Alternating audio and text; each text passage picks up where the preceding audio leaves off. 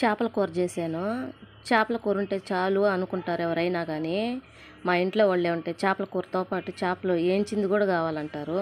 ఇంకేం చేస్తాము, వాళ్ళ కోసం అయితే చేప అయితే ఏంచాను.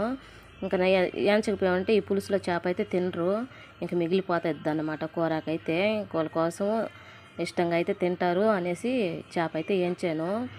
ఇంకా స్నూఫీకి చేపల కూర అంటే ఇష్టం అన్నమాట. జున్నుకి పడదు, ఆరోగ్యం బాగాలేకుండా అయిపోద్ది, వాడికి చేపల కూర అయితే పెట్టొద్దు అనేసారు డాక్టర్ అయితే. ఇంక స్నూపీకి పడద్దు అనమాట చేపల కూర అయితే. స్నూపీకి చేప వేసి పెడతాను. ఇంక ఇక్కడ ఏమంటే ఈ చేప అయితే వేస్తూ ఉన్నాను. ఇది బొచ్చి చేప అన్నమాట, చాలా బాగుంటుంది, వేయించుకునే దానికి బాగుంటుంది, పులుసుకి బాగుంటుంది. మీరు కూడా ఇంతేనా, పులుసులో ఏంచిన చేప నంచుకునే అలవాటు ఎవరికి ఉందో కామెంట్ అయితే చేయండి. ఇక్కడ మా ఇంట్లో అయితే ఇలానే తింటారనమాట. ఎక్కువ ఏంచుతాను, పల్చగా కూడా కోపిస్తానన్నమాట చేప ముక్కలు అయితే. ఇంకా తల తోక పొట్టకాడు ముక్కలు అవన్నీ వేసి పులుసు అయితే చేస్తాను. చూడండి చేప అయితే ఆగుతూ ఉంది. చార్వీని అయితే ఉయ్యాలు వేసినాను, వాళ్ళ అమ్మ స్నానానికి వెళ్ళుంది.